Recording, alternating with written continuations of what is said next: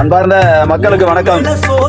விளையாட்டுத்துறை அமைச்சர் ஆதவ அர்ஜுனா அவர்கள் விவசாயத்தை விட கஷ்டமான துறை விளையாட்டுத்துறை என்று குறிப்பிட்டுள்ளார்.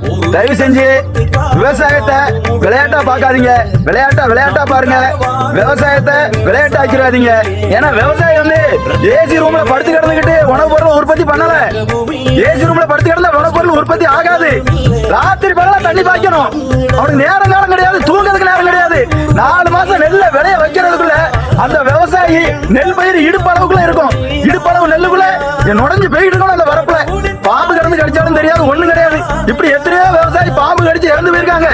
யாரும் அதை கூட பொருட்படுத்தாம செத்தாலும் பரவாயில்ல, உணவு பொருள் உற்பத்தி பண்ணணும்னு சொல்லி விவசாயத்தை பண்ணிக்கிட்டே இருக்கான். பாருங்க, ஆடு மாடு வைக்கிறவங்களை பாருங்க. ஆட்டுக்கடையில போய் நீங்க ஒரு நாள் தங்கி பாருங்க. அந்த கொசு கடியில எந்த மழை பெஞ்சாலும் ராத்திரி அந்த ஆட்டுக்கடையில ஆட்டுக்காரங்க தங்கி இருக்காங்க. ஆட்டு விவசாயி கூட தங்கி பாருங்க. ராத்திரி ஒரு நாள் தங்க ராத்திரி அந்த கொசு கடியில. அப்ப நீங்க இப்படி பேச மாட்டீங்க. மழை பெஞ்சாலும் ஆட்டுக்கடையில கிடக்கணும், ஆட்டை போட்டு ஓட முடியாது. இந்த பண விவசாயி கூட வந்து இருந்து பாருங்க. ஒரு நாளைக்கு ஒரு பண விவசாயி ஒரு நாளைக்கு 35 பணம் ஒரு நாளைக்கு ஏறுறாங்க. 35 பணம்னா ஒரு பனை மரத்தை 3 நேரம் ஏறணும். 105 மரம் ஆச்சு. 105 மரத்தை ஏறி அதுல பானையை இடுக்கி அந்த பானையை சீவி அது வேலைப்பாடு பார்த்தா பயிரே இருக்கணும். கிட்டத்தட்ட 80ல இருந்து 100 அடி வரைக்கும் இருக்கு பனைமரம். அந்த பனைமரத்துல வந்து ஒரு நாள் ஏறி பாருங்க. ஏறி அந்த பனைமரத்தை சுத்தி அந்த கொண்டையில போய் உட்கார்ந்து பாருங்க. பணத்தொழில் கஷ்டமா இல்லையான்னு தெரியும் விவசாயம் எப்படின்ட்டு.